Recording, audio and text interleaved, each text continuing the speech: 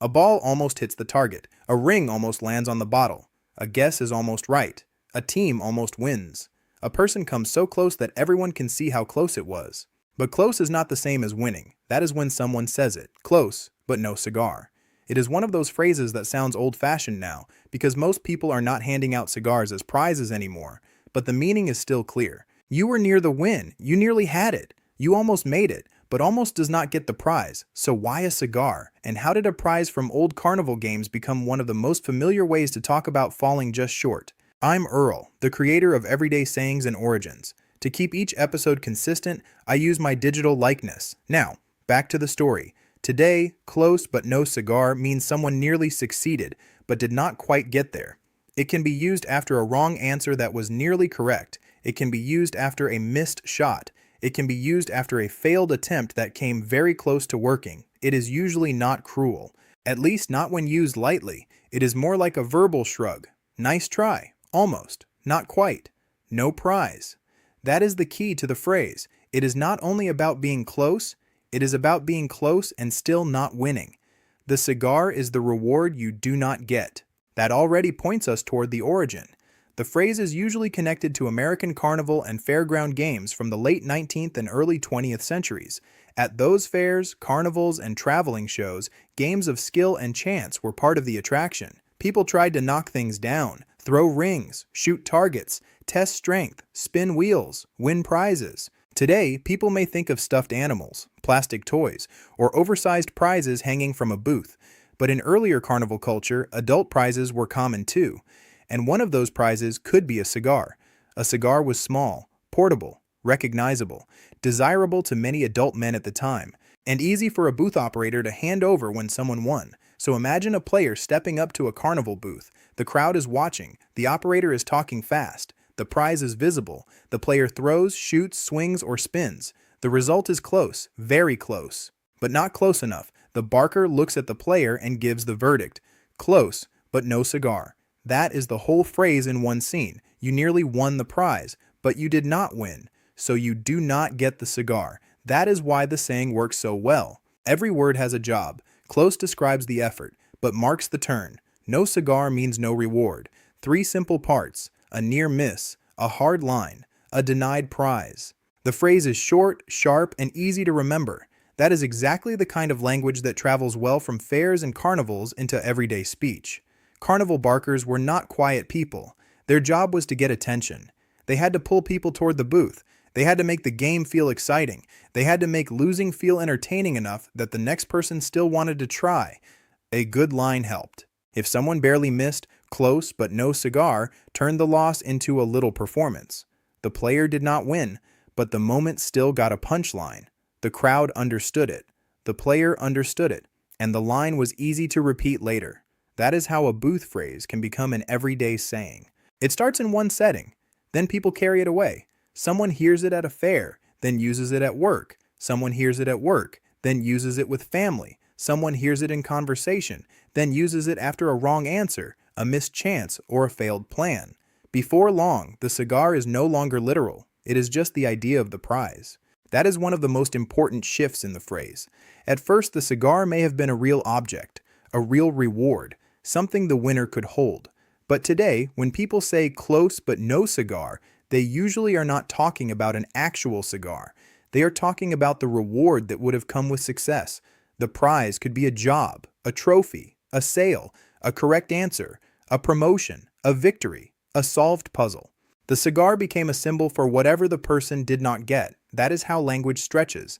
A phrase begins with a real object, then the object becomes a metaphor.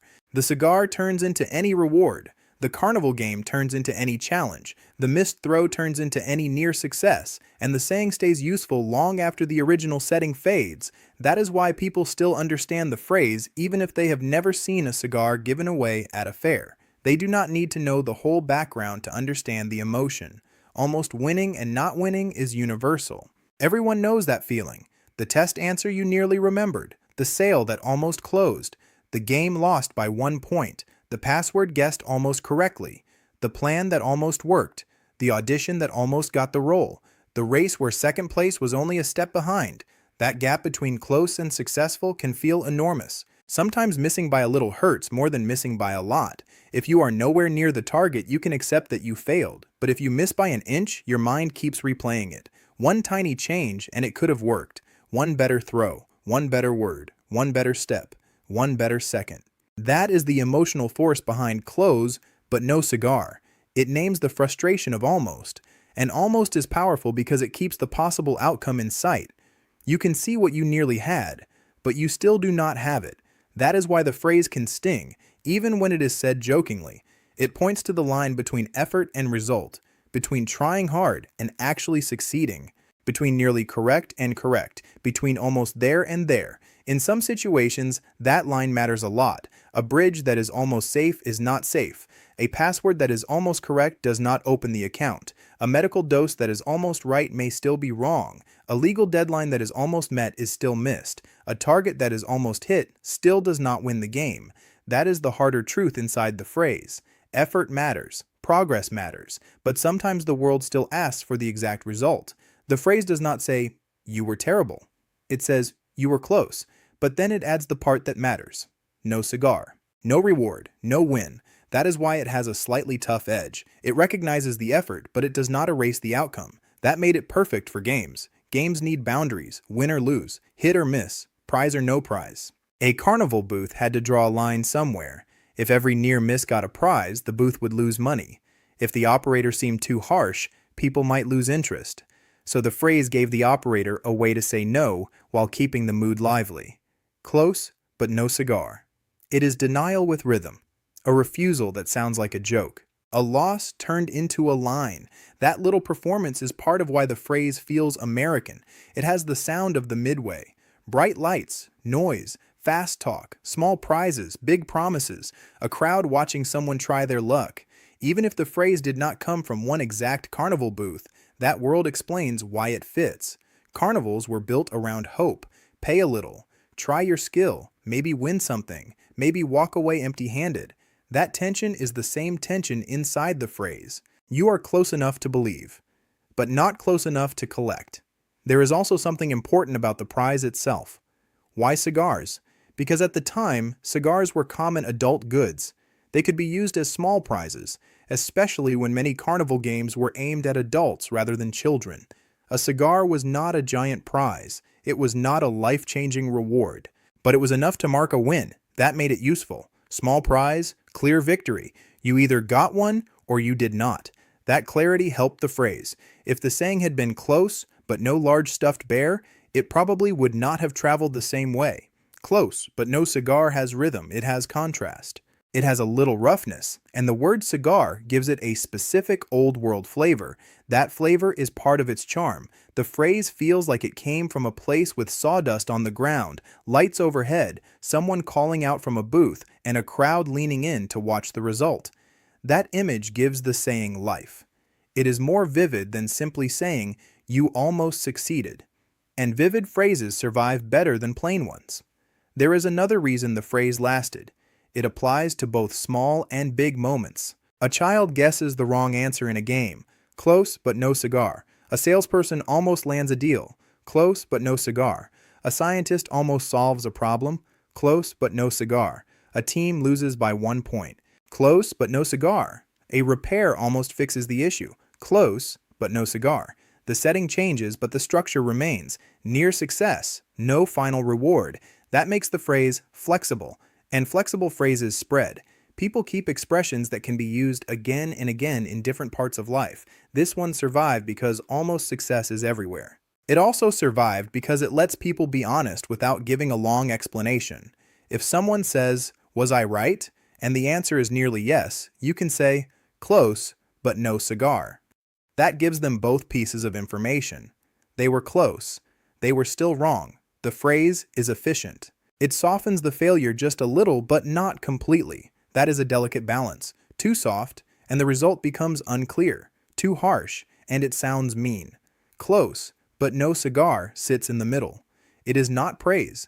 It is not a full insult. It is a near-miss verdict. That is probably why it remains common in games, sports, trivia, and casual commentary. Those are places where people need quick judgments. Almost. Not quite. Try again.